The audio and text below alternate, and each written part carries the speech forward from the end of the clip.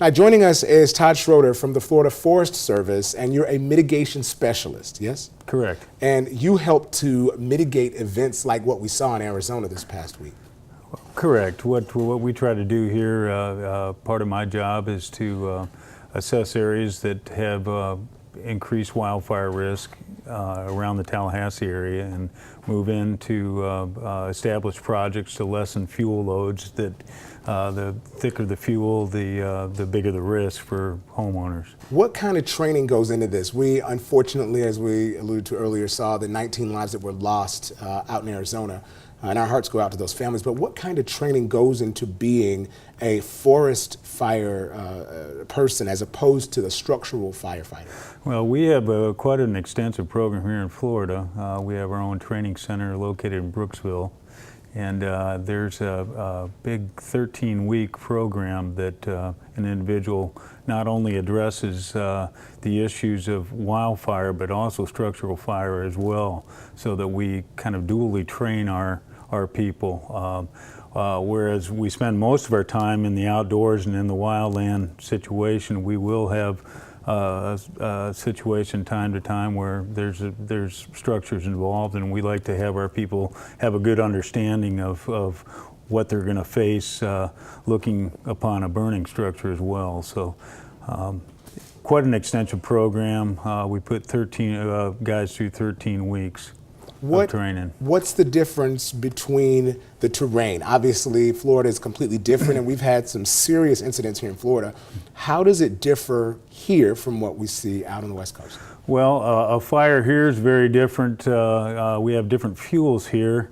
We also have different terrain, and out west you've got elevation, and fire will increase and grow rapidly in an elevation type setting. It'll crawl up or burn up the side of the mountain very, very fast, as opposed to, plus you have a wind-driven situation oftentimes out there. There's open plains that are driving that fire and feeding that fire with a fury. Here in Florida, we've got different fuel types than they have out west. What happened out west is you had very low humidity, under 10. Which is makes fuels very dry on the ground. So the fuels were very dry to begin with. Then you add that very, very low humidity, and then it was wind driven. So fire ramps up pretty quickly, given all three of those situations. Let me ask you this. This is $1 million question. It's been asked on the internet and all over.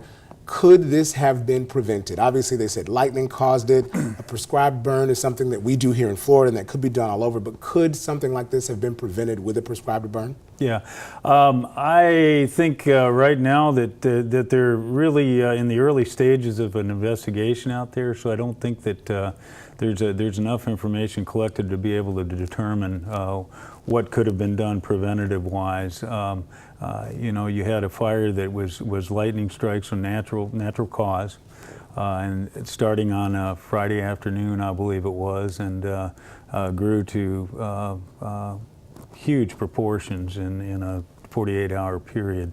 So I think that prescribed fire is a good tool to use as a preventative tool for wildfire, but I don't think there's any way that we can look at the Western fire and be able to tell what could have been done there to prevent that at this point in time. Gotcha. Todd, thank you so much for coming to spend some time with us and give us a little bit of insight about what you guys do. And again, our hearts, thoughts, and prayers go out to your brother and sister firefighters in Arizona. Well, thank you. Thank you for having me. And if there are people wanting to contribute to the families out there, they are having, they do have a Facebook page. It's at Granite Mountain Hotshots Facebook page. So they can go to that to find out more information. We'll make sure to leave those links on our page.